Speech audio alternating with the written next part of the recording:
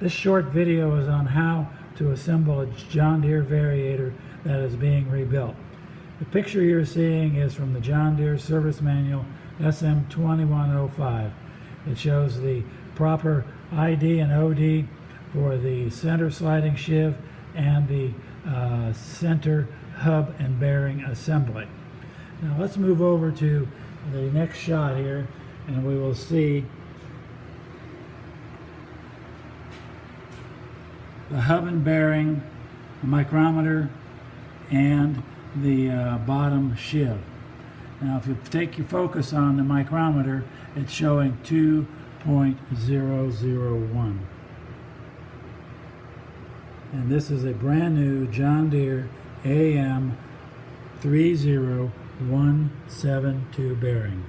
Now we'll pan back to the book and we'll look at the proper measurements. The outer diameter OD of the hub is from 1.999 to 2.001. As you can see, this falls within specification. Now let's move back towards the center sliding sheave. I'm going to move the micrometer.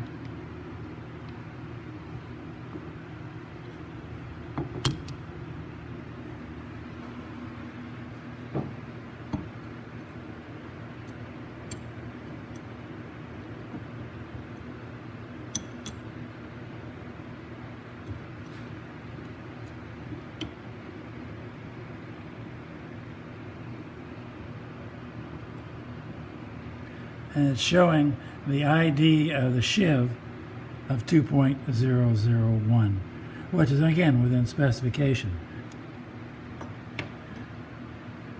Now the other thing to be cautious of with the new John Deere AM 30172 hub and bearing is the depth of the bearing and the flange of the threaded hub. As you'll notice with this little gauge I have between the top of the bearing and the top of the flange comes that little black mark, which is 1/8 of an inch. When I took it out of the package, I found it had well over 1/4 of an inch. And what I've seen over the last year is that all the hubs coming from the factory are out of specifications. And if you don't realign the bearing with the top of the flange in the proper perspective, you will not have a proper alignment on your belts when you put them in. So it's something to be very, very careful of. Now we're going to move to putting the center sliding sheave onto the hub bearing in the bottom of the sheave. You'll notice I've already put it on, assembled it, and thread locked it, but also they require by the service manual to stake in 4 places after you've tightened the sheaves. So putting on the sheave, you'll notice it moves nice and smooth. If you like, we can turn it over and try the other way to make sure everything works the same. And it does. You want it so it slides back and forth nice and smooth, no excessive wobble, and that is the center part. Now we're going to move over to the bench where the vise is, and we're going to install the top sheave.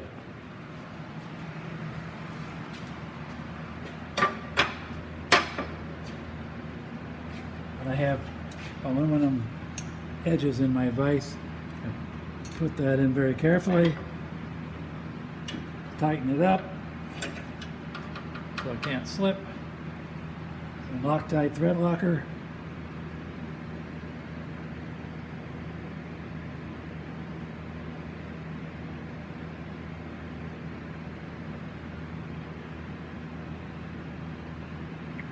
You don't want any of the thread locker to get down onto the center sliding sheave, because that could cause a binding up too. This stuff secures everything really well. So now we'll take the top sheave, thread it on. I also add a little more thread locker.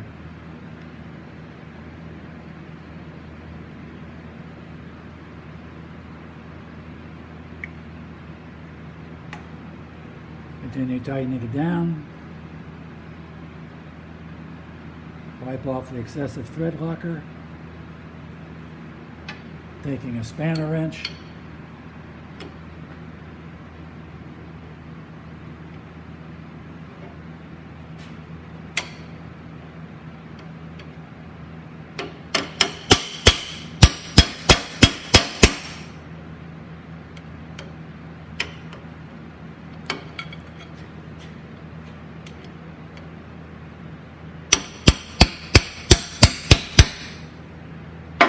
Locking the sheave up.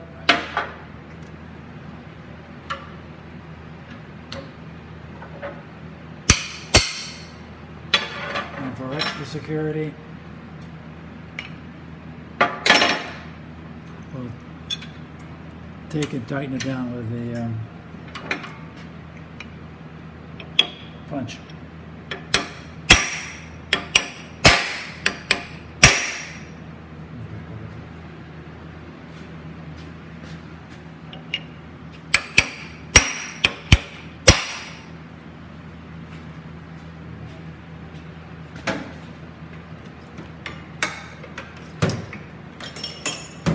The last item to do is to center punch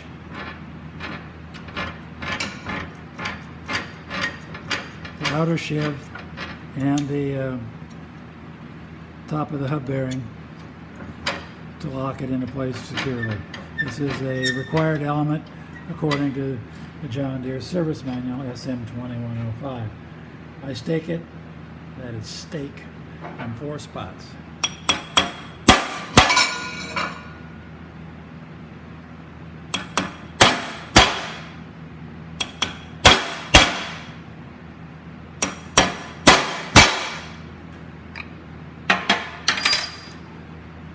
Now that completes the variator assembly. Nice and smooth operation. Whoever gets this variator will love it. And now we have to put it into the arm. I've already pre-lubed the arm. And now we're going to go to the press and press the bearing in.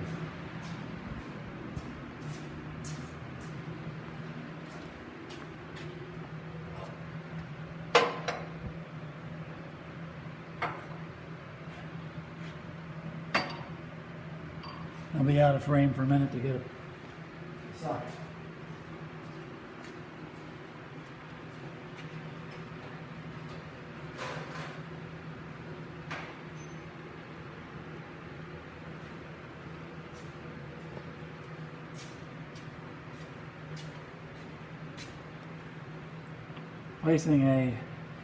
I'm using a 3/4 impact socket to press this down and into place.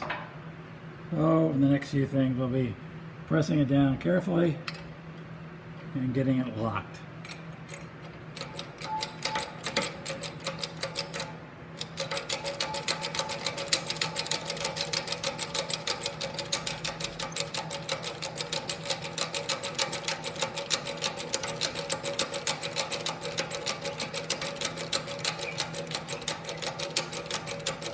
Well, I'm getting my exercise today anyhow.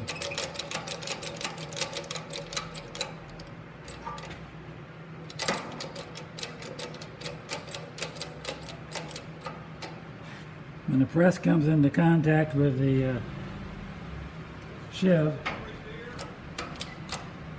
I'm going to press this down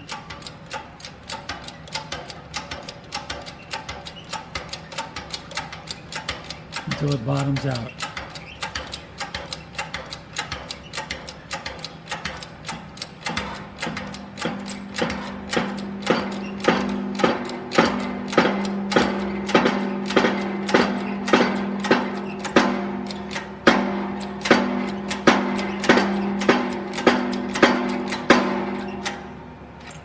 Once it bottoms, release it.